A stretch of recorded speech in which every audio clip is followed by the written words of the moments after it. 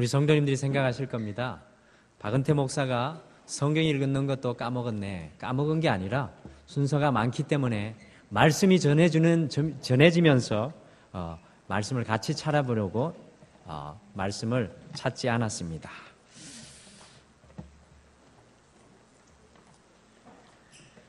오늘 추수감사주일을 맞이하여서 우리 등마루 전 가족 이 축제 예배로 하나님 앞에 온 가족이 우리가 함께 모였습니다.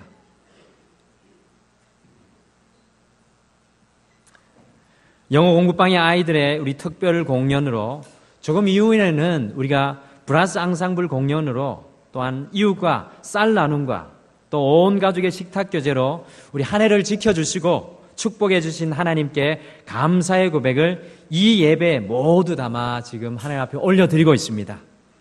이 추수감사절 아침에 특별히 우리가 감사에 대해서 좀 함께 생각해 보겠습니다. 일반적으로 사람들은 좋은 학교에 들어가고 좋은 직장에 들어가서 승진하고 계약이 잘 이루어지고 좋은 집을 얻고 아무런 문제 없이 건강하면 감사해야 합니다. 잃어버리면 원망하고 불평하는 것이 우리 인간사의 바로 평범한 모습이죠. 곧 우리는 특별한 조건이 있을 때 감사해야 합니다. 이러한 감사의 모습과 태도를 저는 세상적인 감사라고 부르고 싶습니다. 이 추수감사주일에 세상적인 감사에 대해서 드리려고 이 귀한 시간 주님 앞에 예배로 나오신 분은 없을 것입니다. 그래서 오늘 이 추수감사절 주일에는 성경에서 우리들에게 가르쳐주는 성경적인 감사, 다른 말로는 신앙적인 감사를 우리가 한번 다 같이 배워보려고 합니다. 도대체 성경에서 말하는 성경적인 감사는 어떤 감사일까요? 성경이 우리에게 가르쳐주는 감사는 어떤 감사일까요? 첫 번째, 성경적 감사는 산을 오르는 것과 같습니다. 성경적 감사는 산을 오르는 것과 같습니다. 아니, 성경에서 말하는 감사가 산을 오르는 것과 같다니 도대체 무슨 말입니까? 산을 오르는 것이 감사와 도대체 무슨 연관성이 있는 것입니까? 그것을 알기 위해서 우리가 다니엘서 6장 10절 성경을 다 같이 찾아보시겠습니다. 다니엘서 6장 10절 없으신 분은 성경이 앞에 화면을 보시면 되시겠습니다. 다니엘서 6장 10절을 우리 찾으셔서 다 같이 한번 읽어보시겠습니다. 다니엘서 6장 10절 말씀입니다. 구약성경 우리 같이 읽어보실까요? 다니엘이 이 조서에 왕의 도장이 찍힌 것을 알고도 자기 집에 돌아가서는 윗방에 올라가 예루살렘으로 향한 창문을 열고 전에 하던 대로 하루 3번씩 무릎을 꿇고 기도하며 그의 하나님께 감사하였더라. 아멘. 여러분, 사실 다니엘서 6장 1절에서 10절을 다 읽어야 이 말씀을 우리가 제대로 이해할 수 있습니다.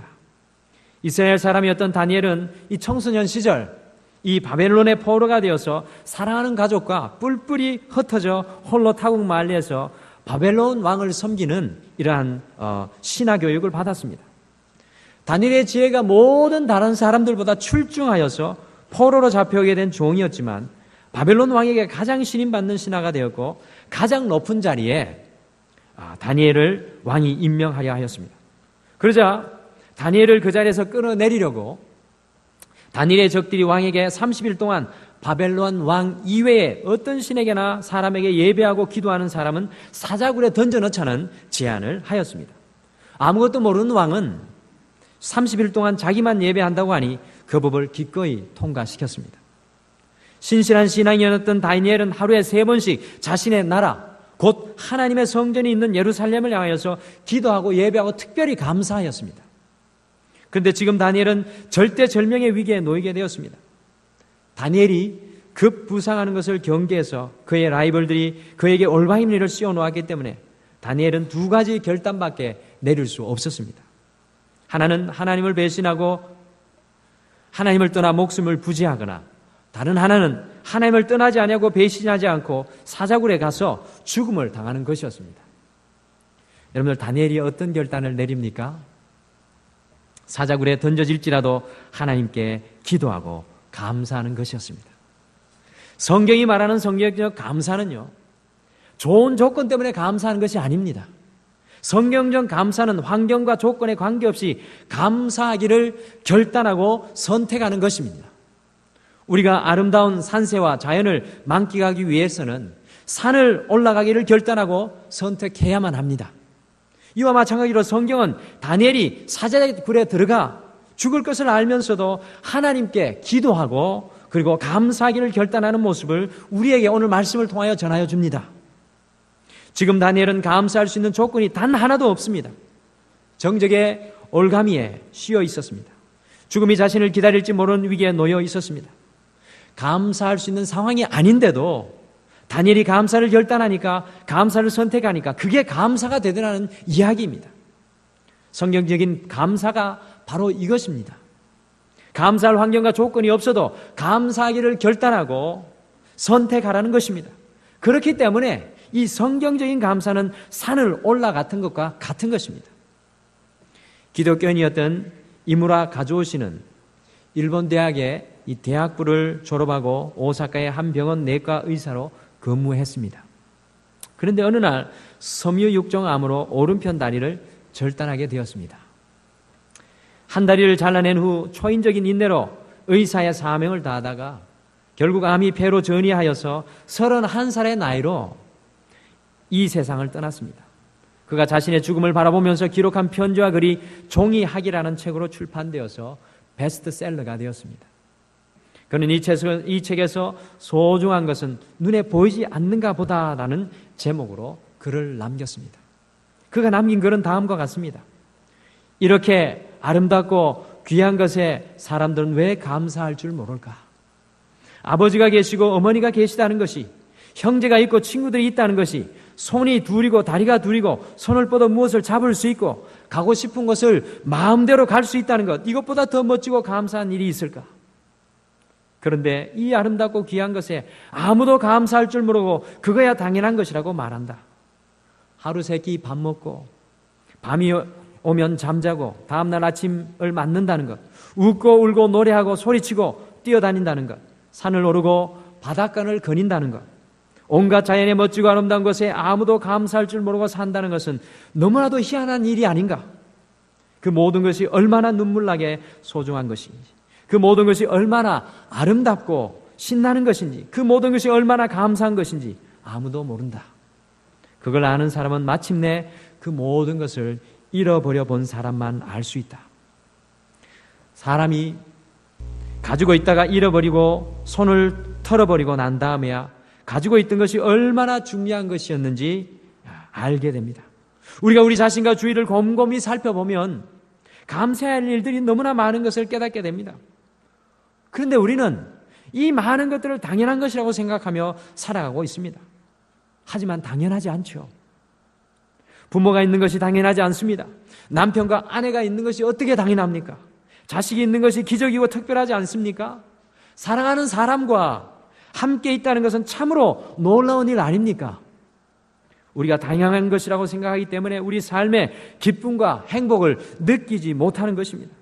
그러므로 내 마음에 없는 것, 내 가정에 없는 것, 내 환경에 없는 것, 그리고 내가 갖지 않은 것과 나에게 없는 것만을 생각하고 불평한 것이 아니라 우리가 지금 누리고 가지고 있는 모든 것에 감사하기를 결단하고 선택해야 합니다.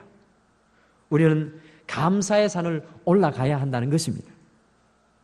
성경적인 감사는 이처럼 상황과 조건을 바라보지 않고 모든 것에 감사하기를 결단하고 이 감사의 산을 올라가는 삶입니다.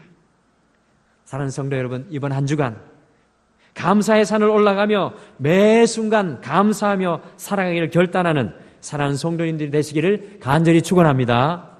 두 번째, 성경적 감사는 활 쏘기와 같습니다. 성경이 말하는 감사가 활 쏘기와 같다는 말은 무슨 의미입니까?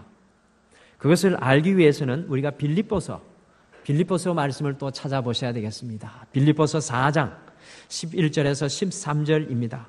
성경이 없으신 분은 앞에 또 여전히 자막으로 나올 겁니다. 빌립보서 4장 11절에서 13절. 오늘은 앞을 보셔도 좋겠습니다. 같이 읽겠습니다. 시작. 내가 궁핍함으로 말하는 것이 아니니라. 어떠한 형편에든지 나는 자족하기를 배웠노니 나는 비천에 처할 줄도 알고 풍부에 처할 줄도 알아. 모든 일 곧 배부름과 배고픔과 풍부와 궁핍에도 처할 줄 아는 일체의 비결을 배웠노라. 내게 능력 주시는 자 안에서 내가 모든 것을 할 수 있느니라. 아멘. 여러분, 특별히 11절 말씀을 보시게 되면 사도 바울은 어떠한 형편에든지 나는 자족하기를 배웠노라 라고 말씀합니다. 모든 상황 속에서 자족, 곧 만족하기를 배웠다고 사도 바울은 고백합니다. 자족하는 것, 만족하는 것, 감사하는 것은 타고나는 것이 아니라 배우고 연습하는 것입니다. 사도 바울이 하나님의 복음을 전하는 전도자로 전 유럽에게 복음을 전하다 보니까 사도 바울만큼 다채로운 삶을 살았던 사람도 없을 것 같습니다. 복음을 전하면서 때로는 극심한 배고픔을 경험하였습니다. 가난의 고통에 시달리기도 하였습니다. 육체의 질병이 늘 사도 바울을 함께 따라다녔습니다. 사람들에게 멸시와 비판과 조롱을 받았습니다. 때로는 목숨까지 위협을 받기도 하였습니다. 그런데 오늘 말씀 속에서 사도 바울은 이와 같은 모든 상황 속에서, 이와 같은 모든 연단 속에서 자족하는 삶, 감사하는 삶을 배웠다고 오늘 말씀하고 있습니다. 사도 바울을 통해서 진정한 감사는 수많은 연단을 거치고 수많은 아픔을 거치고 넘어지고 깨어지면서 습득되는 것임을 알게 됩니다. 마치 활시위를 당기는 궁수가 관역을 향하여 활시위를 당기고 또 당기고 또 당겨서 관역을 맞추는 연습을 하고 연단과 훈련을 통해서 훌륭한 궁수로 거듭나듯이 성경은 진정한 감사 역시 훈련과 연습을 통해서 얻어지는 것이라고 우리에게 교훈하고 있습니다.